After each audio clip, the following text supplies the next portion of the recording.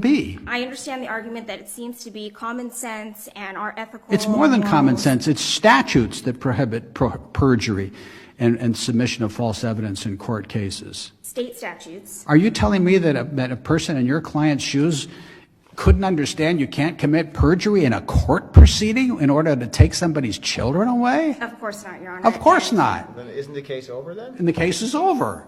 Because Costanich is distinguishable in my view. How in the world Costanich deals with a secondary, foster care? That's a whole strange thing. It's not a person's real child.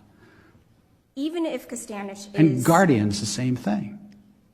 Even if Costanich is distinguishable, there is... Thus far, we have not been presented with any clearly established right that tells us that what our clients did, which is remove the children pursuant to a court order. No, but what they're accused of doing and what the issue is here is committing perjury in a court to take away someone's children. And you just said that's obviously not okay to do. According to our moral compass and our ethical guidelines, but what we're here to decide is the constitutionality of it, and we look to the courts. You mean due process is somehow consistent with a government official introducing perjured testimony and false? How is that consistent? I mean, I hate to get pumped up about this, but I'm just staggered by the claim that people in the shoes of your clients wouldn't be on notice that you can't use perjury and false evidence to take away somebody's children. That, to me, is mind-boggling. In criminal proceedings, we know this to be true because that... No, at criminal proceedings, it's a court proceeding with a liberty interest, a fundamental liberty interest at stake. And on the reverse side, the state... And you're telling us that these officials who do this all the time couldn't be on notice that you can't commit perjury and put in false evidence. I understand broadly the principle that common sense tells us that lying is wrong and lying to... Yeah, but it's more than common sense. We're not using common sense. We're using the statutes, for example, against this kind of behavior. I was not presented, I have not been seen any federal law, case law, or law that tells me that in this situation that we were faced in, which is what we have to look at. Say your clients hired 6 people to be actors and to go into court and say, we're neighbors and we saw all this terrible stuff. And then your clients presented those witnesses in court.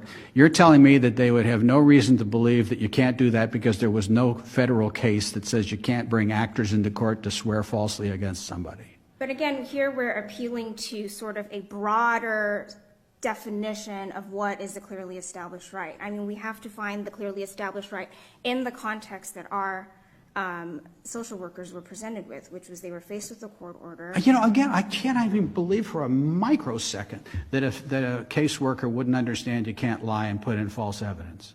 Let me ask the question a different way, counsel. Was there anything you know of that told social workers that they should lie and they should create false evidence in a court proceeding? No, and of course, you know, that is, we contend that that's not what happened here. I understand. Look, we're stuck with the facts, and the light most favorable. And to be clear, we are only speaking that right. We accept the pleadings as alleged. We are not saying any of this is true. I want to be very clear about that. But right. That's what we're dealing with right now. Is there anything? I mean, look, you've got your clients. You're doing your best to represent them here. But from our perspective, you see where we're coming from here. So help us.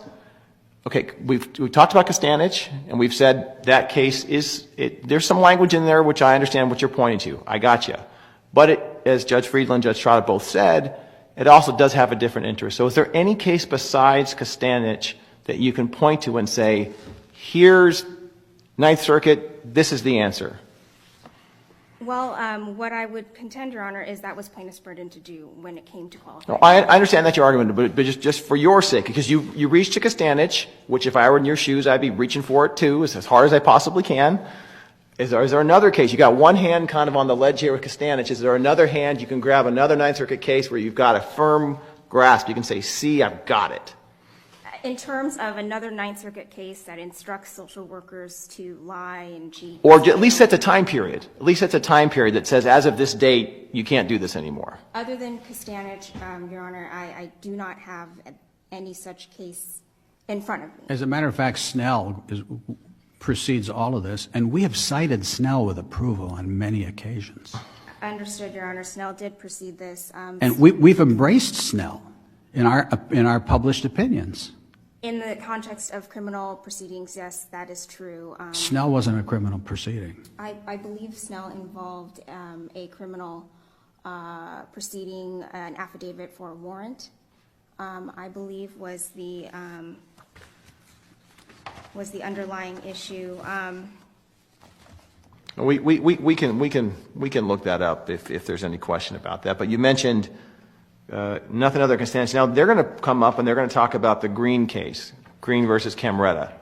What's your response? And look, and I will acknowledge our case law is not entirely clear on this. Okay, so I don't fault you for having to dance around these two cases. But Green, what's your response to Green? Green does not clearly establish the law as it was in the year 2000. Green was decided in 2009.